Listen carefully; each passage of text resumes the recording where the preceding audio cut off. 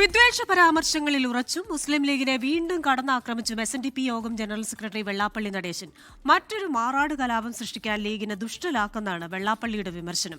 ചോദ്യം ചോദിച്ച മാധ്യമപ്രവർത്തകനെ തീവ്രവാദിയെന്ന് വെള്ളാപ്പള്ളി നടേശൻ അധിക്ഷേപിച്ചു.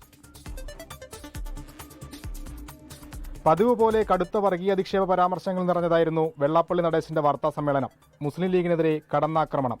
മുസ്ലിം സമുദായത്തെ മൊത്തം ഈഴവ സമുദായത്തിന് എതിരാക്കാൻ അങ്ങനെ ഇനിയൊരു മാറാട് കലാപം ഇവിടെ അടുത്ത ഭരണം കിട്ടിയാൽ നടത്തണമെന്നുള്ള ദുഷ്ടലാക്കോടുകൂടി ലീഗിൻ്റെ നേതാക്കന്മാരും പരിശ്രമിക്കുന്നു.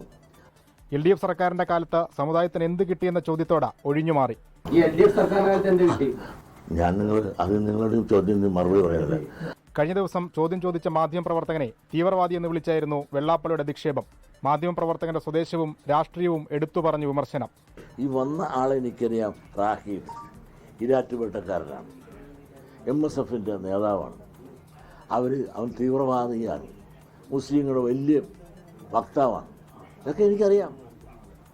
അയാൾ ആരോ പറഞ്ഞതാണ്. ഒരു ചാനൽ ചർച്ചയിൽ വരുമ്പോൾ അതിൽ ഒരു പ്രതിനിധി അവരെത്തുന്നവർ അവരോട് കാണിക്കേണ്ട സാമാന്യ മര്യാദയും പക്വതയും ഒന്നുമില്ലെങ്കിൽ അവൻ്റെ അപ്പുപ്പനാകാനുള്ള പ്രായം എനിക്കില്ലേ? അതിൻ്റേതൊരു മര്യാദയും വേണ്ടേ എന്നോട് സംസാരിക്കാൻ. താൻ പിണറായി വിജയന്റെ ജിഹ്വയല്ലെന്നും പ്രശ്നാധിഷ്ഠിത പിന്തുണ മാത്രമാണ് നൽകുന്നതെന്നും വെള്ളാപ്പള്ളി പറഞ്ഞു. വിവാദ പ്രസ്താവനകളുടെ ചോദ്യങ്ങളോട് പ്രതികരിക്കാതെ വാർത്താസമ്മേളനം പാതി വഴിയിൽ ഉപേക്ഷിച്ച വെള്ളാപ്പള്ളി മടങ്ങി. പറഞ്ഞതെല്ലാം പറഞ്ഞത് തന്നെ, പറഞ്ഞതിൽ നിന്ന് മറന്നില്ല. നന്ദി, നമസ്കാരം. 24 ആലപ്പുഴ. ലോകത്തെവിടെയായാലും ഏത് സമയത്തും 24 വാർത്തകളും ഓഗ്മെന്റഡ് റിയാലിറ്റി പാക്കേജുകളും എക്സ്പ്ലെയിനറുകളും വിശദമായി കാണാൻ ഞങ്ങളുടെ യൂട്യൂബ് ചാനൽ നിങ്ങൾക്ക് സബ്സ്ക്രൈബ് ചെയ്യാം.